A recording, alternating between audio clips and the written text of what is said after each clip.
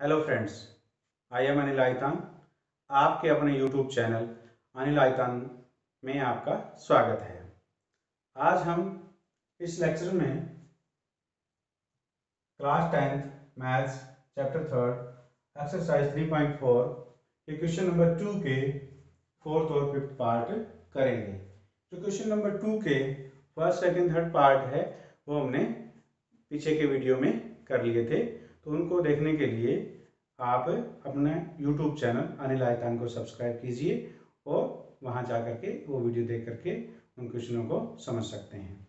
तो आइए हम क्वेश्चन नंबर 2 के फोर्थ पार्ट को देखते हैं। क्वेश्चन नंबर 2 का फोर्थ पार्ट क्या है? 2 का मीना ₹2000 निकालने के लिए एक बैंक गई। तो मीना ने 2000 रुपये निकलवाने थे, उसके लिए वो कहाँ गई? बैंक में गई। उसने खजांची से यानी कैशियर से ₹50 तथा ₹100 के नोट देने के लिए कहा। उसने कहा कि जो मुझे 2000 रुपये चाहिए वो केवल 50 और 100 के नोट के रूप में ही मुझे देने हैं। मीना ने कुल 25 नोट प्राप्त किए। कुल नोट कितने प्राप्त किए? 25। ज्ञात कीजिए कि उसने ₹50 और ₹100 के कितने कितने नोट प्राप्त किए।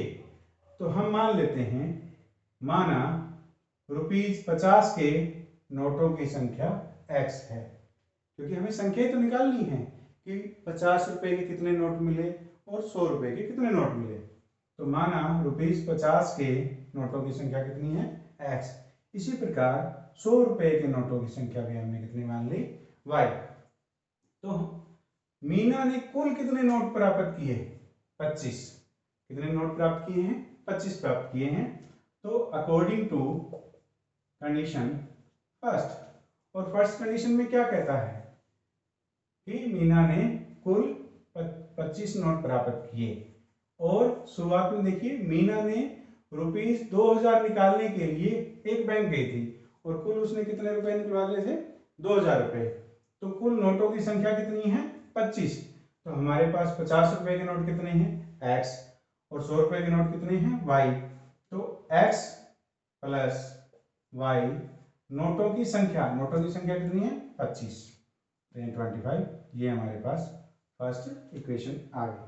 अब हम देखते हैं अकॉर्डिंग टू कंडीशन सेकंड में उसको वैल्यू कितनी मिलती है? कुल 2000 रुपये। वैल्यू कितनी है उसकी? 2000 रुपये। तो उसने जो नोट लिए वो 50 और 100 के लिए।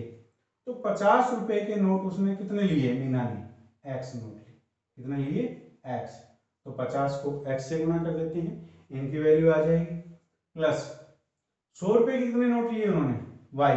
तो 100 को y के नोटों से की संख्या से गुना कर देते हैं तो इनकी वैल्यू आ जाएगी।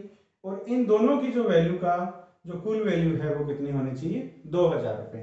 तो देखते हैं, 50x plus 100y is equal to 2000।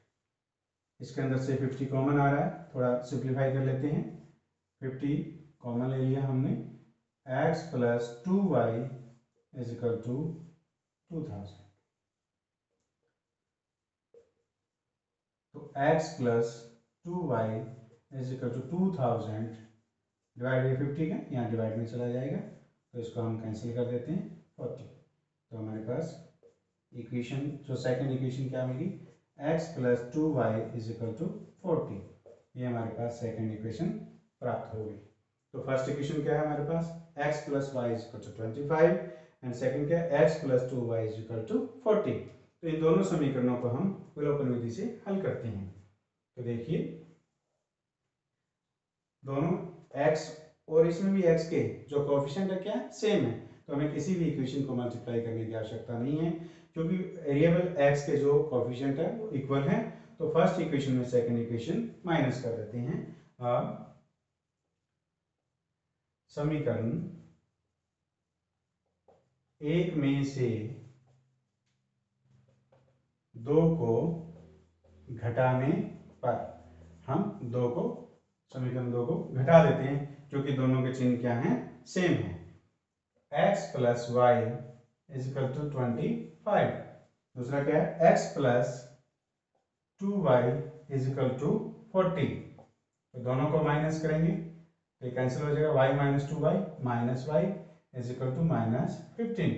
तो y इज इक्वल टू हमारे पास कितना आ गया, 15 माइनस से माइनस कैंसिल हो गया। तो इस प्रकार हमने y की वैल्यू फाइंड कर ली फर्स्ट इक्वेशन में से सेकंड इक्वेशन को सब्ट्रैक्ट करने पर।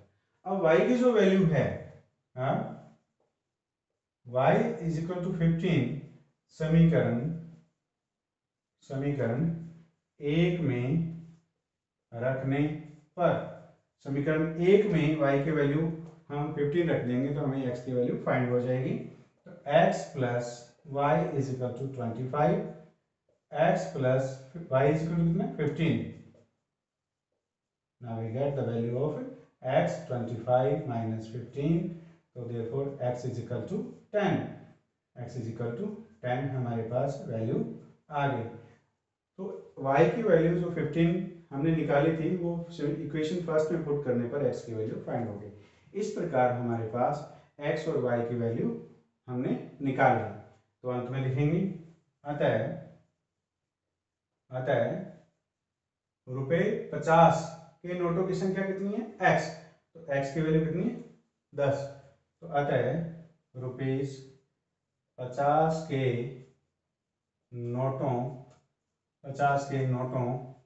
की संख्या कितनी थी हमारे पास, x। तो x बराबर कितनी आ गई, 10। तो वो 10 नोट हैं हमारे पास। और रुपीज 100 के नोटों की संख्या हमने कितनी मानी थी, y। कितनी मानी थी हमने, y। तो y इज इक्वल टू हमारे पास कितना है, 15। तो इस प्रकार हमारे पास 50 और 100 रुपए के नोटों की संख्या प्राप्त हो गई। अब हम देखते हैं क्या जो हमने ये वैल्यू फाइंड की है वो सही है या नहीं। तो x की वैल्यू 10 और y की वैल्यू 15 है।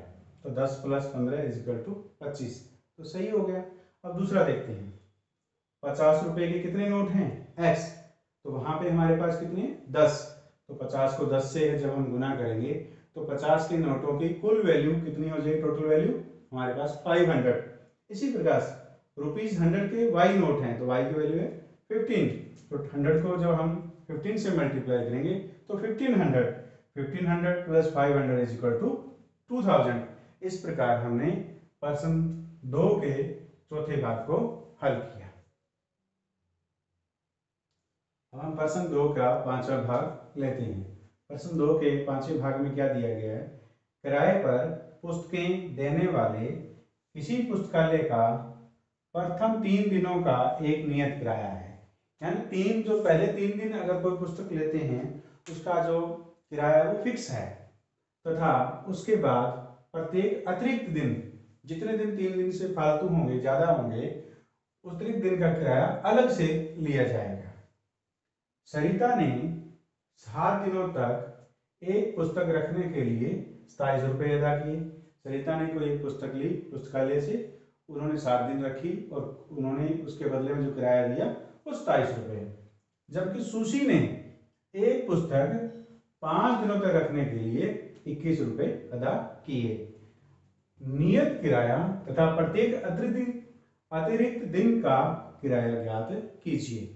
तो हम मान लेते हैं हमें निकालना क्या है, नियत किराया और प्रत्येक अतिरिक्त दिन का किराया, जो एक्स्ट्रा डेज है उसका रेंट क्या है। तो माना नियत किराया यानी जो फिक्स रेट है, रेंट है जो, माना नियत किराया वो हमारे पास क्या है, रुपीज x है, और अतिरिक्त दिन का किराया हमने कितना मान लिया, रुपीज y। तो पहले जो किसने ली है, सरिता ने, कितने दिन के लिए ली है, 7 दिन के लिए। According to condition first condition में सरिता ने 7 दिनों के लिए एक पुस्तक ली और उसके बदले में उन्होंने कितने दिए, 27 रुपये। तो जो नियत दिन है, कितने दिन है उनके, प्रथम 3 दिन। 3 दिन का किराया तो फिक्स है, तो वो कितना है, x प्लस 3 दिन तो फिक्स हो गया उसका किराया x। लेकिन सरिता ने कुल 7 दिन ली तो 3 दिन तो उसमें से माइनस हो गए, कितने बच गए, 4। तो 4 दिन का उनको अतिरिक्त किराया देना पड़ेगा, और अतिरिक्त किराया कितना है एक दिन का y, तो y को 4 से मल्टीप्लाई कर देते हैं, तो कुल हमारे पास कितना है 27। तो ये इस प्रकार कंडीशन फर्स्ट सरिता ने जो 27 रुपये अदा किए उसका हमें समीकरण प्राप्त हुआ। According to condition second condition में सुशी ने एक उसी पुस्तकालय से 5 दिन के लिए ली है, तो 3 दिन का किराया तो फिक्स है, तो x।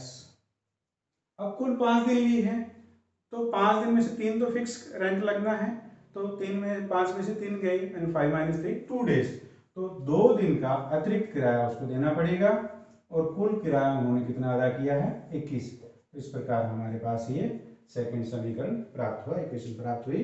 तो विलोपन विधि से हम इनको हल कर रहे हैं, तो x और इस x यानी इस x पहले इक्वेशन में और सेकंड इक्वेशन में दोनों को कोफिशिएंट क्या है वो सेम है, तो इसका माइनस कर देते हैं। समीकरण 1 में से 2 को घटाने पर समीकरण 1 क्या है हमारे पास x plus 4y is equal to 27, और दूसरा क्या है x plus 2y is equal to 21। Subtract करेंगे तो ये इससे कैंसिल हो गया, तो 2y इज इक्वल टू 6, तो that implies y is equal to 6/2 3, तो y की हमें वैल्यू क्या मिली y is equal to 3। y की वैल्यू हमने समीकरण 1 को 2 में से घटाने पर y की वैल्यू हमने फाइंड कर ली, वो है 3। तो y की वैल्यू जो है इक्वेशन फर्स्ट में या समीकरण 1 में रख देते हैं, तो हमें x का मान प्राप्त हो जाएगा। तो अब y इज इक्वल टू 3 समीकरण 1 में रखने पर, तो समीकरण 1 हमारे पास क्या है x plus 4y is equal to 27, x plus 4, y की वैल्यू कितनी है 3, यहाँ पुट कर देते हैं 27, x plus 12 is equal to 27, तो x is equal to 27 minus 12, x is equal to 15। तो x का जो नियत किराया है वो x है, वो कितना आ गया ₹15 आ गया, और अतिरिक्त दिन का किराया कौन सा था y का मान कितना आ गया 3। अतः नियत किराया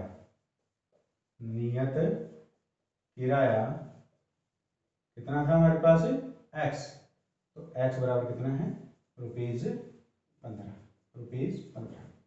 और अतिरिक्त दिन का किराया प्रत्येक अतिरिक्त दिन का किराया वो हमने कितना माना था y, तो y की वैल्यू कितनी है वो हमारे पास ₹3 उनको अदा करने पड़ेंगे। तो इस प्रकार हमने एक्सरसाइज 3.4 के क्वेश्चन 2 के 4th और 5th भाग को किया। यदि ये वीडियो आपको पसंद आया है तो इसको लाइक कीजिए, अपने दोस्तों के साथ शेयर कीजिए, और नए वीडियो का नोटिफिकेशन प्राप्त करने के लिए अनिल आइकन के बेल आइकन को प्रेस कीजिए। Thanks for watching.